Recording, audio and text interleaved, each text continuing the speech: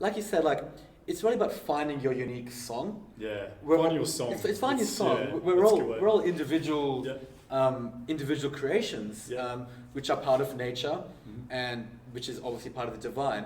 And it's getting in tune with your own natural rhythm. Sure. And we're all unique. There's not one way to do things. There's an infinite myriad of ways to doing things, and that'll evolve as well as you evolve. Yeah, exactly. Yeah, definitely. That's a very good point. Yeah. It's not about like a final destination. It's more about the process. So it's doing the thing each day, each week, each year to process. Because there's never one point where you get to like, okay, cool, I've got to where I got to, and then now I can feel good about myself, or now I can like, celebrate or whatever. Celebrate each moment, celebrate each day, celebrate the process. Yeah. And if you can do that, I feel like that's where true intuitive, creative spark comes in, like divine spark, really. That plays into what we were discussing earlier. When you're visualizing your version of success, it obviously has to be aligned with your soul's purpose, with your highest values, because that's what will bring you the most joy, the feeling of joy.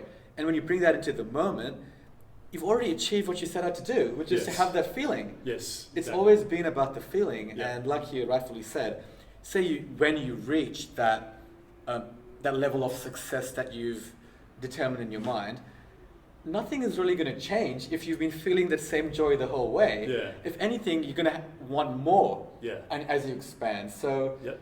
it's a really beautiful thing that we have everything that we could ever need or desire right now. Sure. Which is happiness, love, compassion, and acceptance, really. Yeah, definitely. Yeah. And approaching those from a space of gratitude, I think, is an important part of it as well. I shouldn't say think, I feel is an important part of it as well. I know gratitude certainly has helped me in times where I have felt a little bit stuck or a little bit judgmental or like concerned about what I do have. Just for showing gratitude for showing gratitude for what I actually do have, which is really a pretty phenomenal life. Yeah. I mean, and like here we are, Nikhil, we're out. It's almost winter. Yeah. We're out on this nice day.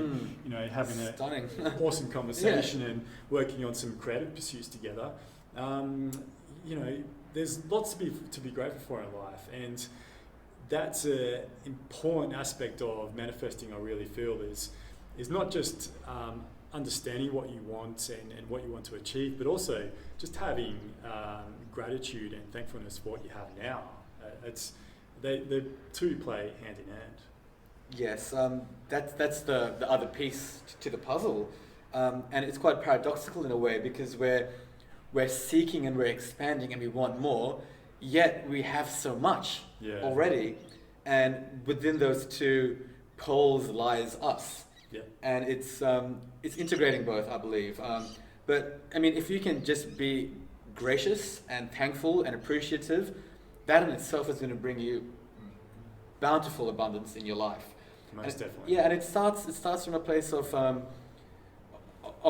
generality. Like, we are bombarded with a lot of problems and issues at life at times. But if you've woken up in the morning with a roof over your head and you've had one meal every day, you've won at That's life. a pretty good start. Yeah, right there. Yeah, and it's just starting with those general feelings, appreciating like the bed that you slept on, appreciating your body, and just building with that momentum, and then life becomes a symphony.